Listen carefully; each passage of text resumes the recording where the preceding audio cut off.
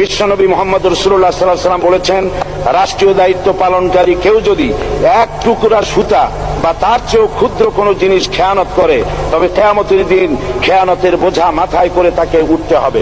মাননীয় স্পিকার, আল্লাহ রসুল যে সরকার ব্যবস্থা প্রতিষ্ঠা করেছিলেন তা সত্যিকার অর্থে ছিল জনকল্যাণমূলক সরকার।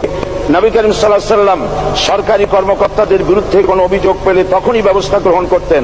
আইনের চোখে সবাই সমান। শাসকদের আত্মীয় স্বজন কারো পক্ষে সম্ভব ছিল না জনগণের উপরে জুলুম করা। খলিফা ওমর রাদিয়াল্লাহু তাআলা আনহুর এক ছেলে অপরাধী প্রমাণিত হলে সে দণ্ডভোগ থেকে রেহাই পায়নি, এমনকি এতে তার মৃত্যুদণ্ড হয়েছিল।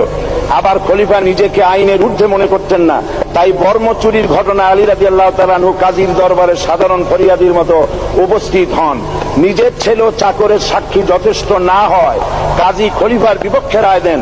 এখানে বিচার বিভাগ ছিল সম্পূর্ণ স্বাধীন এবং শাসন বিভাগের নিকট তার কোনো দায়বদ্ধতা ছিল না। মাথায় আটার বোঝা বহন করে নিয়ে চললেন আর বলে গেলেন, মানুষ কেন, ফোরাতের কূলে যদি একটি কুকুরও না খেয়ে মারা যায়, তবে এই ওমর রাদিয়াল্লাহু তাআলা আনহুকে কিয়ামতের দিন আল্লাহর দরবারে জবাবদিহি করতে হবে। আর আজ সেই জাতির দায়িত্বশীল যা জনগণকে অভুক্ত রেখে তাদের মুখের গ্রাসে ভাগ বসায়।